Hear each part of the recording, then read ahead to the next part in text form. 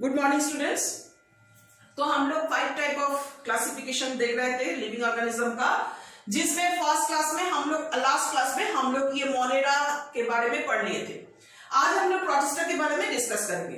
Protista जो है वो भी एक सेल से बनते हैं। इसके अंदर जो ऑर्गेनिज्म आते हैं वो भी एक सेल से बनता है, मतलब यूनिसेलुलर ऑर्गेनिज्म रहते हैं। लेकिन इसमें जैसे हम लोग देखे थे कि सेल जो होता था वो प्रोकैरियोटिक टाइप का, मतलब क्या, उसका बॉडी के अंदर जो न्यूक्लियस वो वेल डिफाइंड न्यूक्लियस नहीं था। जो सेल ऑर्गेनिज्म होता था वो इधर उधर रहता था। लेकिन इसमें जो सेल है वो सेल वेल डिफाइंड न्यूक्लियस है, उसके अंदर बहुत सारा सेल ऑर्गेनिज्म जो कि एकदम ठीक ठाक से इसके अंदर रहते हैं। ठीक है, तो इसके अंदर आते हैं एमीबा, एग्जाम्पल जो है एमीबा एंड स्यूडोपोडिया, एमीबा और रहते हैं अपना यूग्लिना एंड पैरामीशियम। एमीबा जो है ये प्रोटोजोआ है। ठीक है, इसके बारे में हम लोग डिटेल्स में पढ़ेंगे बाद में। ठीक है, तो इसका और एक कैरेक्टरिस्टिक्स है कि प्रोटिस्टा ग्रुप में जो आते हैं इसका कुछ कैरेक्टर्स कभी कभी दिखाई देता है जो प्लांट लाइक एंड कुछ होता है एनिमल लाइक। इसके अंदर जो एनिमल्स जो कि रहते हैं, जो एनिमल्स लाइक स्ट्रक्चर, जैसे कि उसकी बॉडी में सेल के बॉडी में सेल मेम्ब्रेन होता है, कोई सेल वॉल नहीं रहता है। एंड कुछ है जिसके बॉडी में सेल वॉल रहते हैं जो कि प्लांट लाइक है। कुछ है एनिमल लाइक जो कि हेटेरोट्रोपिक न्यूट्रिशन करते हैं, मतलब दूसरा ऑर्गेनिज्म को खाते हैं। लेकिन कुछ है प्लांट लाइक जो कि बॉडी में क्लोरोप्लास्ट रहता है, जिससे वो अपना खाना खुद बना के, मतलब फोटोसिंथेसिस करके तैयार कर लेते हैं। तो इसमें ये दोनों कैरेक्टरिस्टिक दिखाई देता है, कुछ है प्लांट लाइक, कुछ है एनिमल लाइक। तो ये है प्रोटिस्टा ग्रुप का एक खास कैरेक्टरिस्टिक्स। एंड दूसरा एक खास कैरेक्टरिस्टिक्स है, ये जैसे फिक्स रहता है, ये अपने आप चल नहीं सकते, लेकिन ये चल फिर सकते हैं। मतलब कि इसका लोकोमोशन करने के लिए एक ऑर्गन है। या तो एमीबा का जैसे एक फॉल्स फीट होता है, स्यूडोपोडिया जिसका नाम है, इससे वो चलते हैं। कुछ है जिसका व्हीप लाइक एक ऑर्गन्स रहता है, जिसे वो एक्चुअली ये सभी रहते हैं पानी के नीचे, फ्रेश वाटर के अंदर, जैसे लेक में या पॉन्ड में या डीच में ये सब रहते हैं। उसके अंदर चलने के लिए व्हीप लाइक स्ट्रक्चर जिसको कहते हैं फ्लाजेला, ये हेल्प करता है।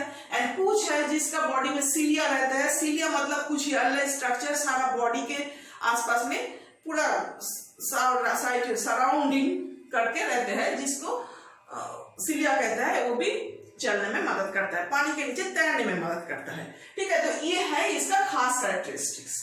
ओके, तो इसके बाद हम लोग देखेंगे कि ये जो प्रोटिस्टा ग्रुप में हम लिखे हैं एमीबा, इसका एग्जाम्पल, इस एमीबा के बारे में हम लोग थोड़ा डिटेल्स में देखेंगे। ये एमीबा जो है ये फ्री लिविंग प्रोटोजोआ है, मतलब कि अकेले रह सकते हैं और ये पॉन्ड्स में, डीच में इसको दिखाई देता है।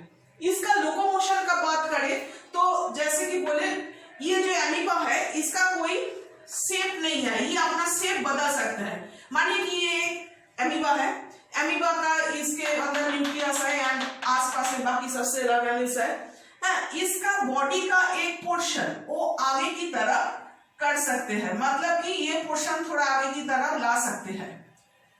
ठीक है, फिर इसके साथ बॉडी को खींच के फिर से वो सामने ले आए, ऐसे करते वो चलते सकते हैं। मतलब ये जो है इसको कहते हैं स्यूडोपोडिया या फॉल्स फीट। पी से शुरू होता है, स्यूडोपोडिया।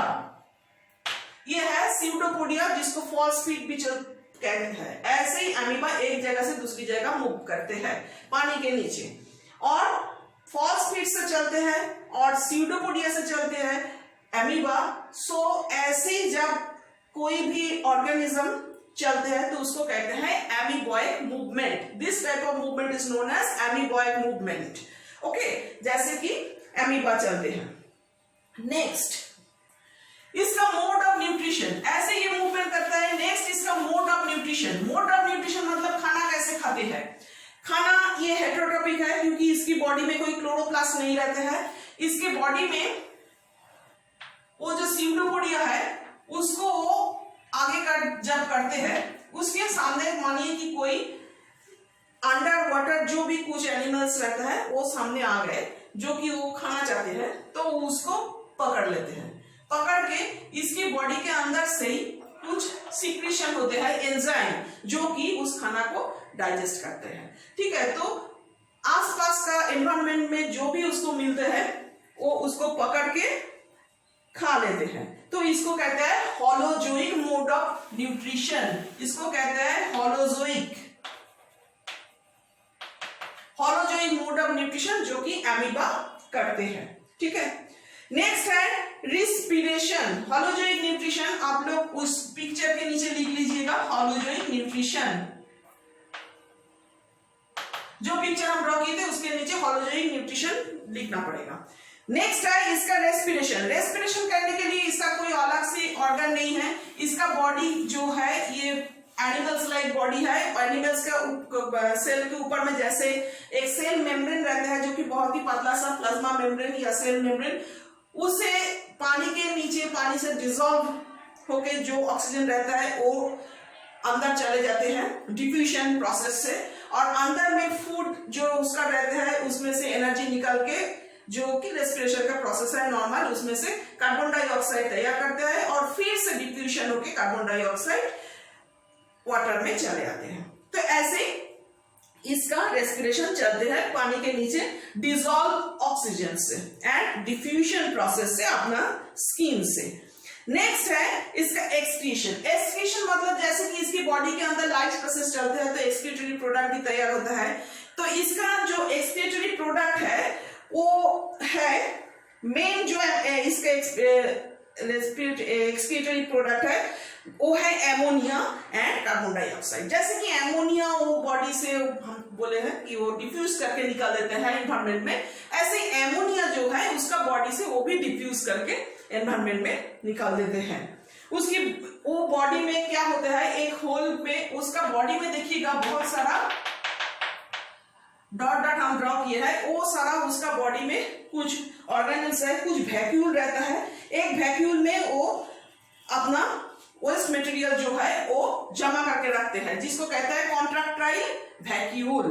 वो फूड जो उस वैक्यूल से खाता है उसको कहते हैं फूड वैक्यूल, और जो वेस्ट प्रोडक्ट जमा करता है उसको कहते हैं कॉन्ट्रैक्टाइल वैक्यूल। और कभी कभी कॉन्ट्रैक्टाइल वैक्यूल में वो वेस्ट प्रोडक्ट जमा करते करते एक दिन वो पूरा बास्ट होके पूरा निकाल देते हैं बॉडी से वेस्ट प्रोडक्ट बाहर। ओके, तो ऐसे इसका वेस्ट मटेरियल बाहर सराउंडिंग जो वाटर रहता है उसमें चले जाते हैं। आगे देखते हैं इसका रिप्रोडक्शन कैसे होते हैं। रिप्रोडक्शन का मतलब कि उसका बॉडी से दूसरा एक एमीबा का जन्म कैसे होते हैं। तो दो प्रोसेस है इसका, ये एक्चुअली आसेक्सुअल रिप्रोडक्शन करते हैं। आसेक्सुअल रिप्रोडक्शन के अंदर भी इसका दो प्रोसेस है। पहला प्रोसेस जो है वो है बाइनरी फिशन।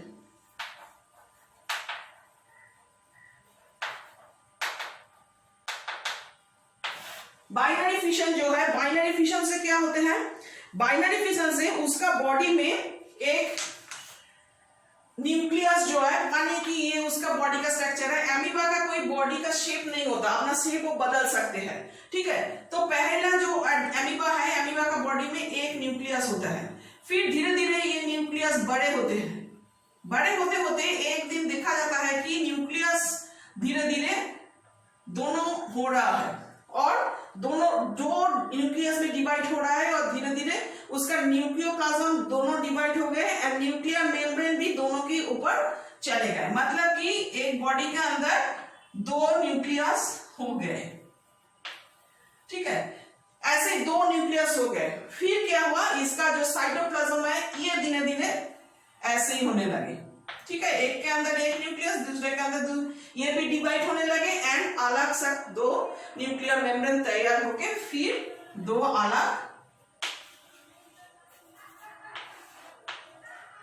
अलग एमीबा तैयार करती है। ठीक है, ऐसे ही जो प्रोसेस चलता है इसको कहते हैं बाइनरी फिशन। एंड ऐसे देखा जाएगा तो एक एमीबा से दो एमीबा बन गए, मतलब कि एक पैरेंट सेल से दो डॉटर सेल बन गए। ओके, तो ऐसा ही एक प्रोसेस है जिसको कहते हैं बाइनरी फिशन, जिससे एमीबा का यूजुअली इसी प्रोसेस से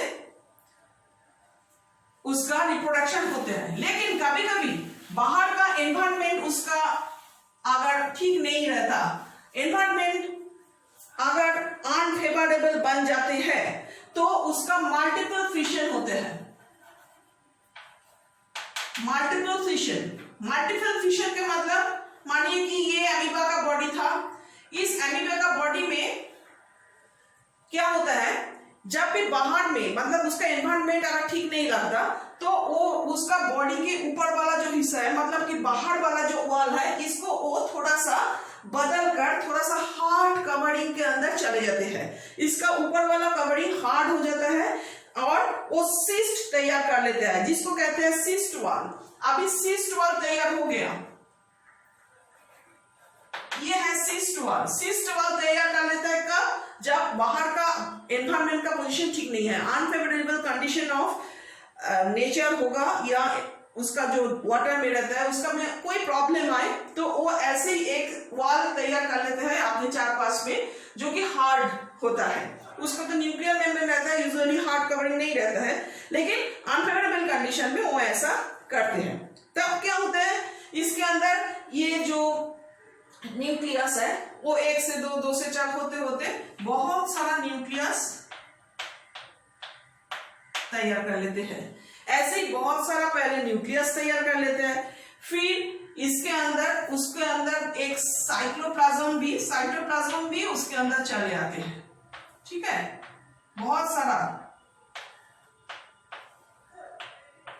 ऐसे ही होता रहता है। इसकी बॉडी में बहुत सारा न्यूक्लियस और साइटोप्लाज्म से अलग अलग सेल एक बॉडी के अंदर तैयार होते रह रहे हैं। उसका बॉडी का जो शेप है वो थोड़ा बड़े होते हैं, छोटे से बड़े होते जा रहे हैं। फिर जब भी फेवरेबल कंडीशन आए तब ये फट जाते हैं एंड सारा एनवायरनमेंट में निकल जाते हैं एंड बहुत सारा एमीबा हम लोगों को मिल जाते हैं।